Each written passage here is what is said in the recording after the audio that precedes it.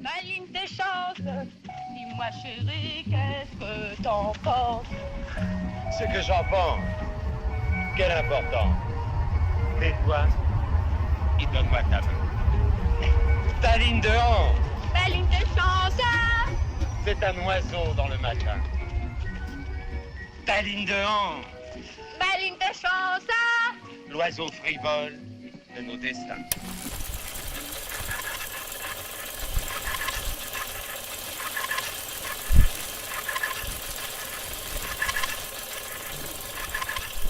Alors sur le conseil d'Alain, il m'a dit il faut absolument que tu ailles l'interviewer parce que j'ai vu un film fantastique que moi j'ai pas pu voir hier, mais tu vas être intéressé par l'homme et son instrument. Et donc tu fais un ciné-concert avec seul avec un instrument, toi seul. Il y a pas de batteur, il y a pas de contrebassiste, tu fais tout. Voilà, il y a un petit orchestre de poche, quoi, un accordéon. D'accord. Et de mémoire, pour t'avoir vu ici plusieurs fois à Jindou, j'étais persuadé, pourtant j'écoute un peu de musique, persuadé que tu avais un instrument qui était un synthétiseur en même temps, mais rien du tout, je me suis trompé complètement. Non, c'est de la musique acoustique, voilà, qui après est amplifiée pour les besoins de la sonorisation, voilà, pour qu'on entende bien, mais voilà, j'aime bien jouer avec des fois la distorsion du son, que ça offre, un petit peu comme les gens font avec un harmonica. On a tous voilà, cette idée-là du bend, et ça se fait aussi avec un accordéon, alors qui sont des choses plus ou moins contrôlées, mais à la fois les choses qui échappent, vu que, en tout cas, les films que j'ai fait ici, celui que j'avais fait il y a 3 ans,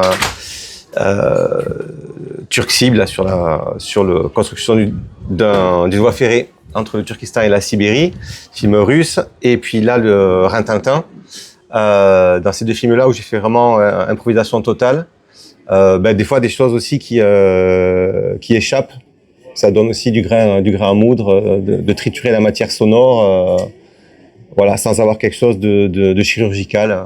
Voilà. La maîtrise technique, c'est super, et à la fois, des fois, quand des choses échappent aussi, c'est intéressant de voir quelles idées ça peut amener dans la musique. J'ai pu comprendre qu'il y avait une grande partie d'improvisation sur le film. Tu l'as vu une fois, pas plus. Voilà, ouais. Donc quand on m'a dit est-ce que tu es d'accord pour accompagner Rintintin, enfin, là où le Nord, Where the North Begins, là je sais plus le titre, voilà, là où le Nord démarre. Donc les premières aventures de Rintintin à l'écran, quoi, un star d'Hollywood, il a fait je sais plus combien, trentaine de films, ouais, voilà, nous a dit Béatrice du CNC hier là. Donc on m'a dit est-ce que tu veux accompagner ce film-là? Donc j'avais un lien, hop, j'ai regardé 3 images, j'ai dit bon, je vois à peu près de quoi il retourne, ça fait 25 ans que je fais du ciné-concert, donc forcément des films avec ce genre d'atmosphère un petit peu, voilà, du Nord, où il y a du vent, hop, de la tension dramatique, etc. Voilà, c'est quelque chose qui m'est familier, on va dire. Et donc voilà, j'ai dit, c'était un peu en pleine saison, parce que ça s'est décidé tard. Voilà, j'étais très heureux parce que j'étais disponible et donc de pouvoir venir ici. Et je l'ai regardé je l'ai regardé 4 jours avant. Du coup, vraiment, voilà. Évidemment, quand je l'ai regardé, enfin évidemment, en tout cas, moi je fais le choix de regarder sans le son. On va dire la vérité, je le passe pas à la vitesse x1. D'accord. Parce que vitesse x1, même si je suis dans le cadre du travail, je vais forcément m'endormir à un moment donné. D'accord. Parce que un film muet sans musique, c'est très voilà, c'est très difficile soporifique. de rester éveillé, quoi. Et pour le public, ce serait pareil. Donc tu places à vitesse accélérée? Oui, je le passe à 1,5. Ça dépend du genre de film. Après, si c'est un court-métrage... 1,5, ça va vite. Hein. Si c'est un court-métrage où ça va à fond la caisse... Voilà.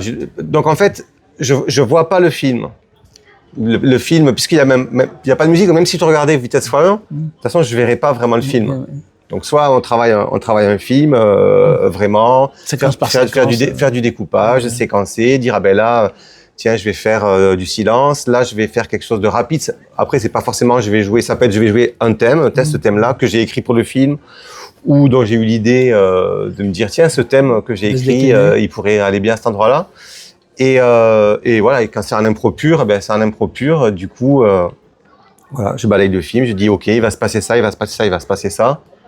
Et puis après, je garde vraiment la découverte du film sur grand écran avec le public. Moi, j'ai une question à poser, c'est qu'on a l'impression, parfois, de sentir le bruitage avec la musique. Oui, ben c'est après la musique. Alors il y a beaucoup de musiciens de ciné-concert ou de personnes qui travaillent dans le cinéma et qui ont des réflexions sur ce sujet-là, qui vont dire non, le côté bruitiste, c'est trivial et machin et tout ça. Il faut pas qu'il y ait que ça. Mais en fait, on se rend compte que voilà, que d'amener des sons qui sont autre chose que des notes et des mélodies et de l'harmonie, voilà, quelque chose qui pourrait être quasiment relevé de la musique concrète. Et à la fois, voilà, avec de la distorsion du son, avec qui peuvent évoquer les hurlements de loup sans chercher à être réaliste. Voilà. Après, ce qui se passe quand c'est dans le Grand Nord, et c'est que l'accordéon est un instrument avant. On a une soupape qui est faite pour refermer l'accordéon. Voilà, qui fait du vent. Bruit, oui. Donc c'est sûr que voilà. On utilise souvent la coupe. Alors voilà, là c'est sûr que ça fait toujours son petit effet. Et puis après, ça va pas être que du vent, mais c'est quelque chose qui va renourrir la musique aussi, comme un élément qui vient un peu brouiller les pistes. Pour en revenir à toi, tu as une responsabilité énorme quand même là. Tu es tout seul sur scène. Il faut que tu tiennes les gens pendant 1 heure, 1 heure et quart, 1 heure et demie. T'as pas le droit au moindre doute. Et d'un point de vue de l'énergie, ça nécessite quoi? Parce que faut pas lâcher là. Alors ça nécessite d'être réellement présent. Bon, pour le spectacle vivant en général, mais particulièrement pour l'improvisation.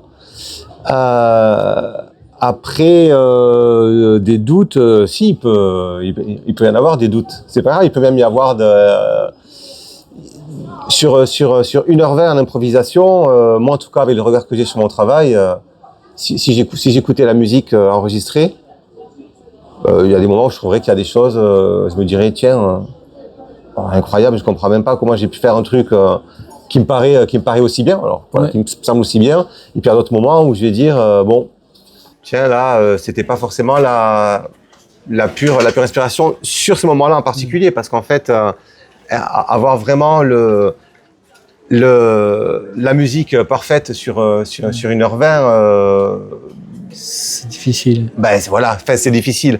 C'est à mon avis, c'est même pas réalisable. Ce qu'il faut être juste, c'est être juste dans l'intention. Et aussi ce qu'on apprend au fil des années, c'est apprendre à rester calme, serein. C'est-à-dire éviter le truc qui va parfois venir, de se dire oh là là, mais vite, faut que je trouve une idée de quelque chose et tout ça. Non. Le film, alors plus le film est bien, plus le travail est facile. Plus sur la responsabilité, mais ça, une fois qu'on s'est retrouvé, comme j'ai eu la chance de pouvoir le faire. Ça faisait peut-être 2 ans ou 3 ans que je fais du ciné-concert à accompagner des monuments comme Faust de Murnau, je devrais dire Faust de Murnau ou Faust de Murnau, mais bon, bref, ce magnifique film où on se dit j'ai une grande responsabilité. Il faut pas que je détériore le film, il faut que je sois vraiment à son service. Enfin, être à son service, c'est ce qu'on fait quand on fait du ciné-concert, mais avec une peur d'abîmer le film. Sauf que le film, en fait, si on n'est pas là, qu'il est en silence, le film, il n'existe pas. Donc, c'est la musique du film. Elle va être ce qu'elle va être. Tu peux bien te tromper, quoi. Non, pas forcément se tromper ou quoi, mais en tout cas, passer le truc de se dire que d'avoir une pression de toucher à un monument. Et le public? Parce que tu joues pas qu'avec le film, tu joues avec le public, tu le sens quand même. Ah oui, oui. Hein, qu'est-ce qui te renvoie? Il y a des réactions qui t'incitent à faire des choses que tu n'aurais pas vues, prévues ou senties? Là, pareil, après 25 ans de ciné-concert, il y a des réactions que je sais qui vont arriver, y compris des choses qui sont pas prévues au départ dans le scénario, c'est-à-dire que quelque chose qui va être assez exagéré va provoquer du rire, des fois même dans un moment dramatique. Des applaudissements. Et le chien. voilà. Comment tu supportes ce type de réaction? Est-ce que dans ton jeu musical, t'en profites ou pas du tout, justement, tu baisses le ton pour laisser respirer? Oui, il y a le truc d'accueillir la réaction du public, mais y compris des fois on accueille un silence épais de la part du public. On le ressent aussi énormément à certains moments. Voilà, le public il fait vraiment partie intégrante de l'histoire. Voilà, le public, l'écran, les images qui en s'entendent, la musique du moment, l'émotion qui forcément est une émotion commune puisque moi je fais partie aussi du public en quelque sorte. Oui. Donc à partir de là, c'est aussi même si j'ai déjà vu le film une fois. Je savais. Tu ressens quelque chose. Là, c'est typiquement le moment où Rintintin, qui a été élevé par des loups. Enfin, Rintintin, là, c'est le personnage de Rintintin. Le chien dans le film a été élevé par des loups, donc il a son instinct de loup et aussi son instinct de chien. Donc d'entrée du film, il y a ça. Et il y a une scène assez poignante quand même où il se retrouve face à un humain en difficulté. Et il y a vraiment une scène qui est poussée à son paroxysme, où on a l'impression que carrément il va lui trancher la gorge. Et puis paf, il s'arrête net. Et là, il y a le carton qui dit. Et là, il a son instinct de chien. Et puis ça fait. Bon, où là vraiment, il n'y a pas le bruit, mais c'est vraiment le son qu'on entend, que tout le monde entend, quoi. Un truc genre bon, mais c'est bon, je suis un chien, quoi. Et ça qui est quand même un peu caricatural, presque, on peut dire. Mais forcément, ça a provoqué des rires dans la salle. La première fois que j'ai eu ça sur un autre film, c'était très difficile pour moi de l'accueillir en fait. Parce qu'après, forcément, quand il y a eu ça, j'ai pas fait, voilà, j'ai pas fait ça, mais j'ai accueilli le truc. Et hop, et puis je suis reparti après dessus. Une fois passé ça ensemble, j'ai pas essayé d'aller contre, de dire mais non, ne rigolez pas, c'est pas drôle. Sauf que là, il y a eu des applaudissements. Voilà. Et après, il y a eu les applaudissements que j'avais déjà eu avec Buster Keaton. Buster Keaton, Rintintin, même combat. Buster Keaton dans Collège, ça doit être le titre du film. Au Sportif par amour, je sais plus, il y en a un c'est Harold Lloyd et l'autre c'est Sportif par amour, ça doit être le Buster Keaton. Il y a une espèce de poursuite, il fait un saut à la perche, il rentre par une fenêtre. Et il y a eu des applaudissements du public aussi. Et là, c'est marrant, du coup, j'ai repensé à ça. J'avais pas repensé en voyant le film, mais là, direct, ça m'a renvoyé au truc de Buster Keaton. Et là, c'est assez jubilatoire, quoi, parce qu'on est en train d'accompagner ça. Et puis après, il faut reprendre le fil, voilà, accueillir et puis reprendre le fil de. Oui, sauf qu'aujourd'hui, il est très rare d'applaudir dans une salle de cinéma. Oui. Donc là, on est vraiment dans le spectacle et dans la complémentarité et dans la complicité, je vais dire. Après, pour moi, c'est aussi la force de ce cinéma, alors pas forcément des premiers temps, parce qu'on est en 1923, donc c'est pas le cinéma des premiers temps, c'est déjà un cinéma, un art abouti, mais voilà, dans le cinéma muet, il y a quelque chose qui est resté. Moi, j'ai vu sur des burlesques des gens voir un petit poisson qui danse, qui est sur l'aquarium. C'était un film de Charlie Bowers où les gens, ça va, depuis ils ont vu les Star Wars 2, 3, 4, 5, 6, 7, 8, 9, ils ont vu des Matrix, ils ont tout vu. Et puis à la fois, là, la magie elle opère. Et c'est très simple. Et à la fois, dans ce cinéma-là, il y a une magie. Et d'un coup, alors que c'est un effet spécial qui est vraiment tout basique, mais qui est fait avec les moyens du bord de l'époque, et Dieu sait quand même qu'ils étaient inventifs. Et là, ça fait Ah, voilà. Donc, en fait, ça fait partie du cinéma muet. Et c'est vrai que la musique aussi, où il y a quelque chose de vivant qui est là en plus, autorise peut-être les gens à pouvoir faire ça. Parce que on a quelque chose qui est en mouvement, on n'a pas juste la chose figée et le public. On va revenir à l'instrument. Ouais. Donc, tu disais tout à l'heure que c'était un instrument chromatique. Voilà, un accordéon chromatique. Qui n'est pas un accordéon classique avec le chromatisme à droite et à gauche. Et à gauche, ouais. Là, tu as accompagnement basse et mélodie. Voilà. Donc, tu fais 3 instruments en même temps, du coup, là. Basse. Il y a la basse, il y a les accords, et puis il y a les... et puis la main droite qui peut jouer aussi des fois deux voix à la fois. Voilà. Après, j'ai jamais vraiment réussi à mettre la voix. Je l'ai vu fait de façon très talentueuse, pas forcément avec du texte, plutôt des vocalises. Mais le seul fait de mettre la voix dans un film muet, il y a quelque chose d'un peu oxymorique, quoi, on va dire. Mais ça, des fois, j'aimerais bien pouvoir essayer de développer ça pour avoir encore un instrument en plus. Après, c'est pas un instrument statique, c'est un instrument qui bouge beaucoup, qui prend du souffle, qui en renvoie. Ça participe à ta façon de jouer dans l'énergie. La prise de souffle qui est énorme quand même sur des instruments comme ça. Oui, bah c'est un instrument qu'on embrasse aussi et qui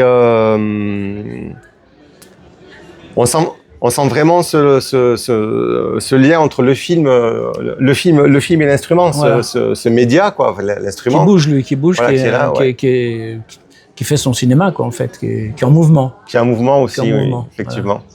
Voilà. Oui. Voilà, c'est dans ce sens. Et puis aussi, vu que je suis dans le champ des spectateurs aussi, il y a aussi le mouvement. Ils te voient. Il y a aussi le mouvement de l'instrument. Donc c'est vrai que bon, on me voit sans me voir. Enfin, en tout cas, moi j'aime bien des fois que les gens puissent me dire oh là là, désolé, on t'avait oublié. Ah oui, si. C'est bien, ouais. si. Et bon, mais quand même une petite lumière pour que les gens aient la possibilité de voir, parce que c'est vrai que le fait que quand même ce soit une personne qui est là en train de jouer en direct, ça apporte quelque chose. Mais des fois, moi aussi, quand je vais voir des ciné-concerts, ça m'arrive à certains moments de me dire tiens, là je vais faire attention à la musique qui est jouée, de dire ah oui, tiens, il a fait ça, ah oui, bien vu. Et puis en fait, si le gars, j'adhère à sa musique, assez vite, j'oublie pas qu'il est là, mais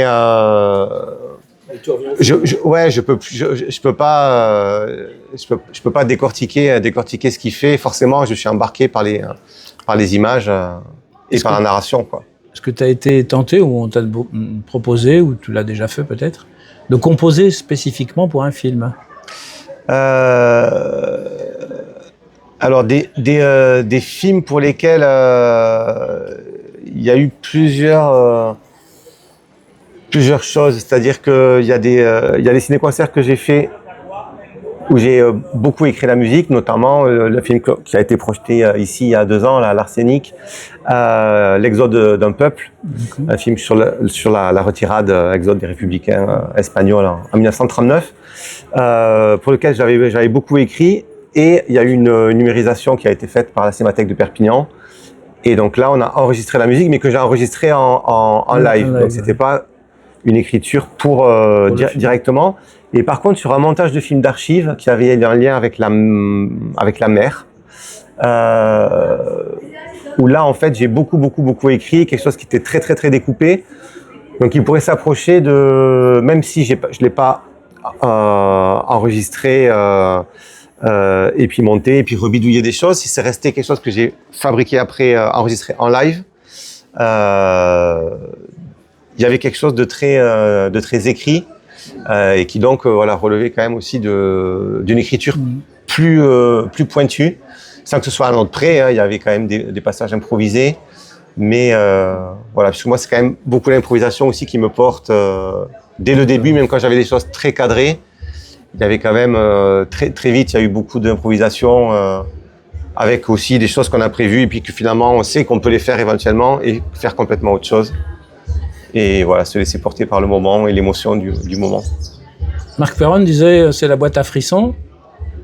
Il t'a un peu inspiré, Marc Perron, sur... Il m'a inspiré, il m'a aspiré, il m'a fait respirer. Oui, Marc Perron, c'est lui que j'ai vu la première fois que je suis allé dans un festival de ciné-concert, donc qui est le festival de Aner, dans les Hautes-Pyrénées, qui s'appelle Cinéma Muet Piano Parlant, où j'ai vu d'abord des pianistes et avec une fascination de me demander comment de l'écran ça pouvait passer jusqu'à leurs doigts et jusqu'à l'instrument, et puis le son revenir dans le film par le biais de mes oreilles. Et puis j'ai vu Marc Perron aussi lors de ma première visite à ce festival-là en tant que spectateur. J'ai vu Marc Perron accompagner un film qui était L'Hirondelle et la Mésange de André Antoine, que j'ai eu la chance d'accompagner moi aussi plus tard, qui est vraiment un grand chef-d'œuvre. Et donc voilà, oui. Marc Perron, que j'aimais déjà en tant qu'accordéoniste, que musicien, et du coup ciné-concertiste. Et puis j'ai eu la chance, lors d'une édition radio du festival Les 24 heures de l'accordéon, qui se passe à la Cave Poésie à Toulouse le dernier week-end d'octobre, de l'interviewer. On lui a fait 2 heures, la fête à Marc Perron. Il y avait des personnes qui jouaient des instruments, qui jouaient de ses compositions, et à la fois une interview qu'on m'avait demandé moi de mener parce que je connaissais déjà un petit peu son histoire, et puis que je faisais aussi du ciné-concert et tout ça.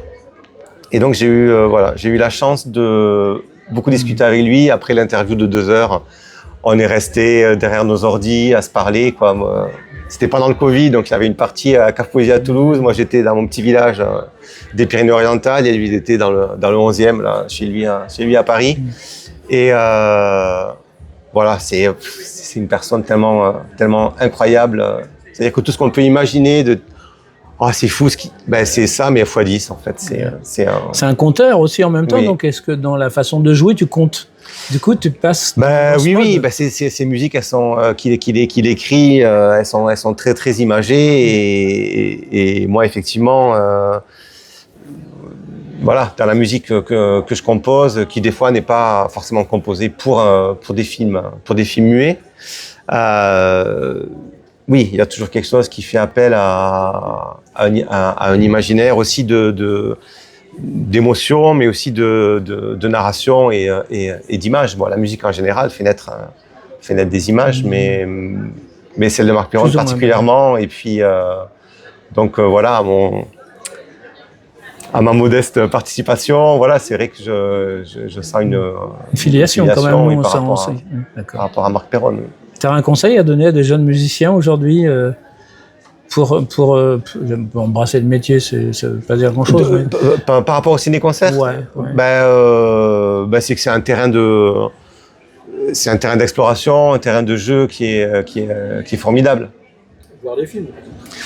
Ça permet de voir des films. Alors oui, donc déjà, après, il faut s'intéresser un minimum au cinéma. Bon, c'est vrai que voilà, je me souviens d'une discussion avec mon neveu, qui me disait, mais bon, c'était pendant le Covid, pendant les confinements et tout ça, et qui me disait, ouais, bon, le cinéma, c'est mort, quoi, grosso modo.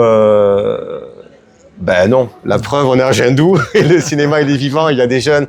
Ça, c'est super sur ce festival ici, c'est aussi de voir la présence des jeunes, et des jeunes qui réalisent des films, et des jeunes spectatrices et des jeunes spectateurs. Et oui, le cinéma, il a encore des beaux jours devant lui, et le ciné-concert aussi. Donc voilà, de la même façon que l'avènement du cinéma parlant a fait une grosse vague de chômage chez les musiciens dans les années 30, voilà, quoi, le ciné-concert, il faut qu'il existe partout et tout le temps, et qu'on ait de la joie et du bonheur à partager avec le public en musique et en film.